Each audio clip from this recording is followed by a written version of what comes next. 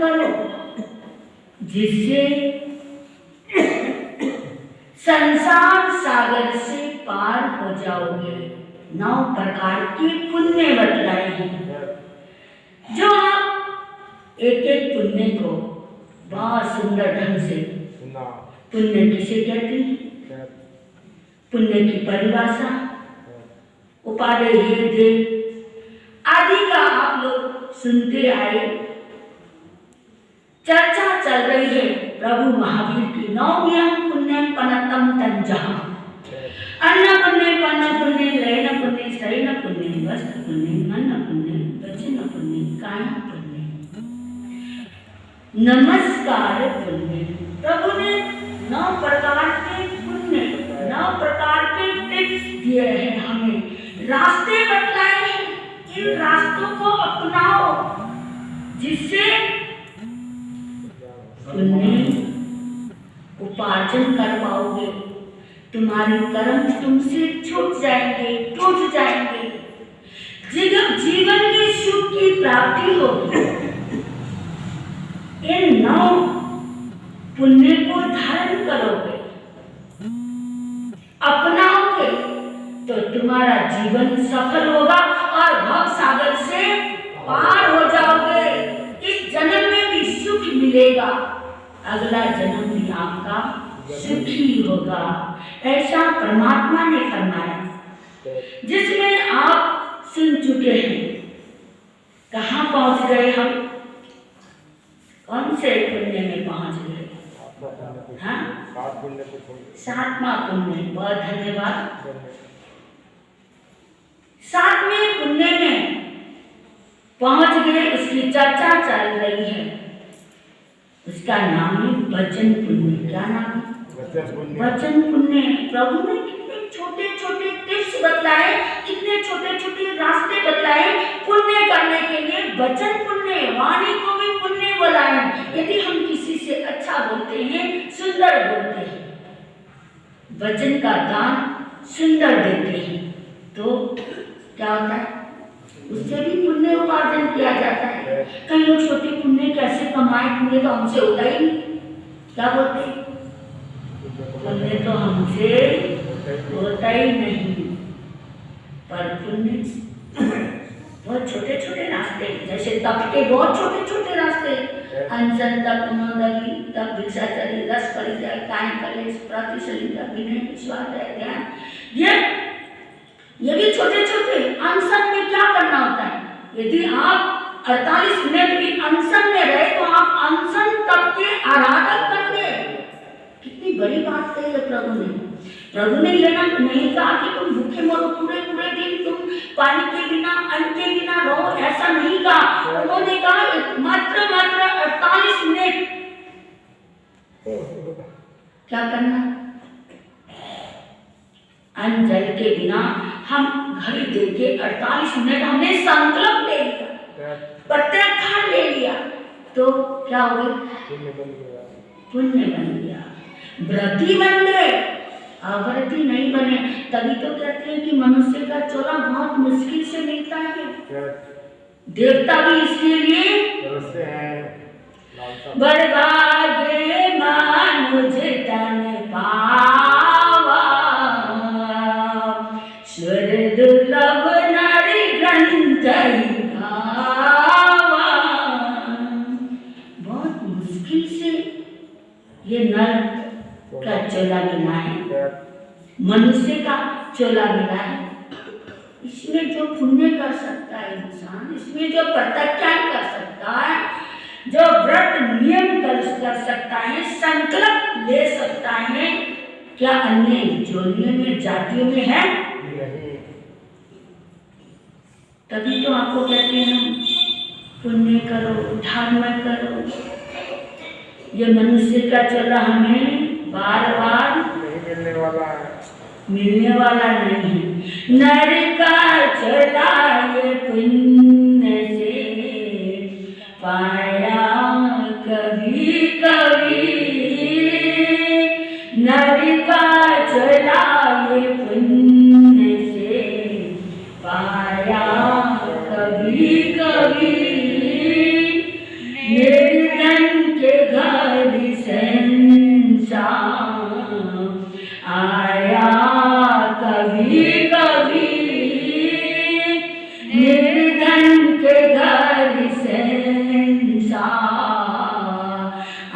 गया कभी कभी। जैसे आकाश में बादल छा जाते हैं, घटाएं छा जाती हैं, बादलों की गड़गड़ाहट होने लगती है, तो कभी कभी बिजली क्या होता है, बिजली चमकती है।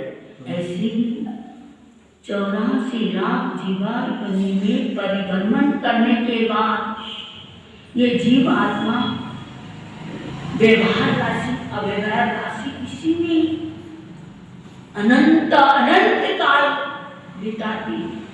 फिर उसके बाद एक इंद्रिय इंद्रिय तीन चौंद्रिय में जन्म बना मरना, जन्म बना मरना, जन्म मरण के वही चक्कर लगे रहते हैं। फिर पशु जोनि, उसके बाद और नरक में हजारों वर्ष वहीं रहना पड़ता है।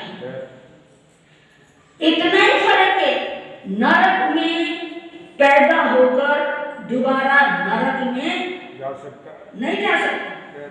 नरकी जीव वहां उम्र बिताता है अपनी आयु, तो उसके बाद वो निकल के वहां से दोबारा नरक में नहीं जाता। ऐसे ही देवता के लिए ये दो का ये ध्यान रखना, एक देवता एक मनुष्य, एक देवता और एक नारकी, ये दोबारा फिर से ना देवता देव बन सकता है ना नारकी। बाकी तो ये सब जोनी में बार बार रिपीट, एक इंद्रिय में मर रहा फिर जा रहा, इंद्रिय में जितने भी सूक्ष्म जीव है वहीं जन्म ले रहा। कोई तो 48 मिनट के भीतर ही जन्म भी लिया और मरण भी कर दे। देखो कितना कहाँ भटकते आए। हजारों तीर्थंकर हुए हमारे सामने, फिर भी हम वैसे के वैसे पड़े। प्रभु के समूह शरण में बैठ के तो 7 भवों का ज्ञान होता था, कैसे व्यक्ति हो। और वहां समूह शरण में बैठने से तो 32 साल का जो नौजवान, उसमें जो ताकत है, उसमें जो ऊर्जा है, एक बूढ़े व्यक्ति के अंदर ऊर्जा आती है। समूह शरण में इतनी ऊर्जा किसकी? परमात्मा के कारण, तीर्थंकर के कारण। और वहां बैठा इसका मतलब कभी कभी ऐसा लगता हम ऐसे समूह शरण में गए ही नहीं। हजारों तीर्थंकर हो चुके अनादि अनंत काल से, और ऐसा लगता है कभी कभी हम उस समूह शरण में गए ही नहीं। यदि गए होते, यहाँ न होते, कितने पापी होंगे हम, कितने कर्मों से जकड़े हुए होंगे हम। 3 भव पहले के, 3 भव मतलब जो जाना हमको वहां के 3 भव जहां से आए और जहां हम रह रहे, तो इस प्रकार 7 भवों का क्या होता था इतना। मतलब उस समूह शरण में बैठे बैठे परमात्मा अपनी वाणी का दान देते हैं, दिव्य दान देते हैं, तो उस समय ऐसा ज्ञान होता था। तो ऐसा ज्ञान होके कभी तो कर्म तोड़ता है इंसान। तो हम तो ऐसा लगता है समूह शरण में गए नहीं, ऐसे हल्के ही नहीं थे, क्योंकि उनके चरणों में तो पशु पक्षी कितने प्रकार के, 12 प्रकार के परखदा वहां मौजूद होती थी, सबको ज्ञान होता था। ऐसी अद्भुत शक्ति होती थी परमात्मा की। तो अब हमें थोड़ा ये मनुष्य का चोला मिला है, तो इस चोले में अच्छे कर्म नहीं करेंगे तो आगे कल्याण होगा, हमें अच्छी गति मिलेगी, अच्छी जोनी मिलेगी। फिर नहीं सो हमें यही 84 लाख जीवा योनि में यही भटकते रहेंगे, यही अटकते रहेंगे। मनुष्य जन्म अनमोल रे, इसे मिट्टी में ना खोल रे। अब मिला है फिर न मिलेगा, कभी नहीं कभी नहीं कभी नहीं रे। अब मिला है फिर न मिलेगा, कभी नहीं कभी नहीं कभी नहीं रे। मनुष्य जन्म अनमोल रे, इसे मिट्टी में ना घोल रे। अब मिला है फिर न मिले कभी आप लोग भी गुनगुनाया करो, क्योंकि ये संस्कार हमारे भीतर जाते हैं जिससे हमारे वचन में शुद्धता आती है। तो वचन में हम कहाँ पहुंचे, कुछ याद है किसी को? वाणी के 8 गुण याद है? कार्यम गर्व, अरे इतना तो बोलो, कार्य कथितम गर्वधरितम अतुच्छम धर्म संयुक्तम, आगे निपुणतम स्तोत्रम पूर्व संकलितम मधुरम। कितने हो गए? जिस भी व्यक्ति के भीतर ये 8 गुण प्रवेश कर गए तो समझ लो उसका बेड़ा पार हो गया, उसका उद्धार हो गया, उसे एक जीने की कला आ गई। वाणी, मैंने आपको पहले भी बोला था, जुबान इंसान की पहचान होती है। केवल उसके बोलने मात्र से, इसके आवाज मात्र से, इसके वाणी मात्र से मालूम पड़ता है ये किस कुल का है, किस परिवार का है, किस खानदान का है, किस गोत्र का है। वाणी उसकी पहचान होती है, उसे मालूम पड़ जाता है ये कैसा व्यक्ति है। उसका जो व्यक्तित्व है वाणी से मालूम पड़ जाता है। तो आज कौन सी वाणी की चर्चा है? बहुत दिन हो गए ना, बीच में कभी ये आपके कल भी मैंने बोला है और कई दिनों से आपको ये 8 गुण बीच में लटक गए है ना। इसका मतलब ये 8 गुण लेने नहीं चाहते आप लोग, 8 ऐसा है क्या? 8 गुण जो है वाणी के, तो कौन सा गुण है याद नहीं आप लोगों को? बहनों आपको भी याद? ये तो सुन चुके हो ना आप। कार्य पतितम, काम पड़े तो बोलना, ऐसे ही नहीं बोलना, उससे हमारी जो भीतर की ऊर्जा होती है ना वो खत्म हो जाती है। ज्यादा बोलने से थकान होती है। आप ज्यादा लगातार कंटिन्यूज बोलो, बोलते जाओ तो आपको थकान फील होगी। काम पड़े बोले, नहीं तो ना बोले, तो इससे हमारे भीतर ऊर्जा आ जाती है, शक्ति आ जाती है, वचन सिद्धि तक होती है। जितना हम मर्यादा में बोलेंगे उसमें वचन आएगी, शक्ति आएगी। सामने वाले से बोलेंगे तो आपका व्यक्तित्व का अलग ही प्रभाव पड़ेगा। और गर्व रहित, जब भी हम बोले, जब भी अपने वचन किसी को दान दें, क्योंकि वचन दान का महत्व दिया है। प्रभु ने कहा इससे हमारे कर्म टूट सकते हैं, पुण्य उपार्जन कर सकते हैं। गर्व रहितम, जब भी बोलो अहंकार को त्याग करके बोलो, अहंकार को छोड़ के त्याग के बोलो। उसके बाद है अतुच्छम, कभी भी तुच्छता से बात ना करो। कहीं किसी को बोल देते हैं ऐसे तुच्छ शब्द, जिससे उसको क्या होता है, बड़ा कष्ट होता है। तुच्छ शब्द का प्रयोग नहीं करना।